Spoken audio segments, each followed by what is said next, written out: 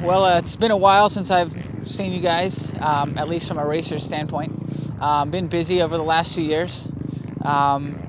Been doing other things, some schools, some motorcycle schools, some music, and some supermoto, a little bit of this, a little bit of that. But I've always kept the tabs on racing, of course, and been going to the races. And I wanted to return to Supercross, professional motocross, Supercross racing. I just needed the right time. Obviously, you're only young once, so I wanted to get back at it while I felt like I still had a good chance of being in the top 5, being where I know I'm capable of being. So yeah, when the opportunity with the IB Corp team opened up, I thought it would be a good fit, seeing as how I know Jamie Ellis and Josh Bartnick from a long time. We've worked with them both in the past on my Suzuki days. And due to a preseason injury, I figured West would be something that I want to switch over to. Obviously, this team is West, and so my initial plans were to be racing the East Coast, but that was a slight change in plans. The new team here at IB Corp Racing, some good guys. I actually got to know them pretty well last year when we did the story on them in the magazine. And it was just kind of funny how things work out, because the team I end up doing a story on is the team I end up riding for, and so kind of funny, but kind of good as well. Like I said, I've known these guys. I've known Brad and Rhino and the guys who are involved with the show for a little while now. Like I said before, I have good experience with Josh Bartnick, aka Cheese, the one they call Cheese. And so I'm fortunate to have him as my mechanic this year.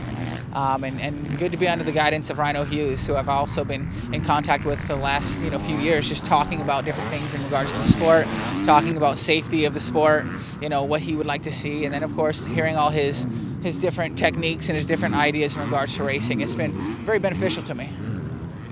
That's certainly the goal, right? To come back to be 100%, but I know it's something that's probably going to take a little while to get back to. I feel really good on the bike. I feel good with the progress we're making. But as far as 100% goes, that remains to be seen. I think it's going to take some race time to get back to that. A few races probably, and so having the 4 West rounds I think is a good number for us. I mean, we wanted a whole season, but at this point we're going more for quality as opposed to quantity. These last 4 rounds, we'll use them as our way back, if you will. You've got to start somewhere. We would have liked to have had more, but 4 is the number we have.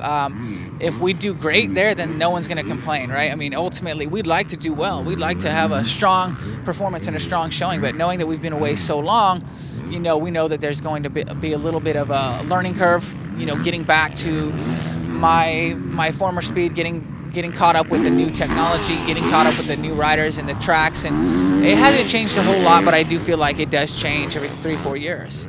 It advances, it evolves a bit, but yeah, I would like to do very well in these last 4 rounds. Obviously, 2 of them are East Coast, West Coast shootouts, so they're going to be stacked. 2 of them will be our West races.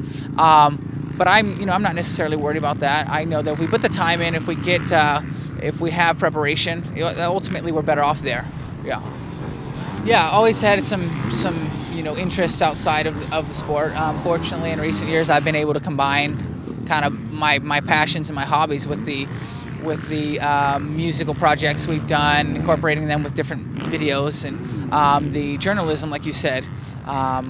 We have been pretty excited to go to other countries, to travel, to capture motocross abroad in a different element. It's not racing necessarily, but it's motorcycle sociology, or discovering how the sport's working over there in different countries, or in countries where it's not necessarily as modern or popular or as common. We've got another feature coming out soon about actually Uganda, Africa. So we're looking forward to that one here to be released soon. I think it's a good amount of different projects. They're all sort of pointed at racing. And if you can combine your interests like that, I think that it can just make you a more well-rounded individual. I went to school over this last, this 3 years. I went to college, got to experience that, not online, but actually on campus. And it's something that I wanted to do, and I'd like to continue to pursue education in a timely fashion with this racing career as well.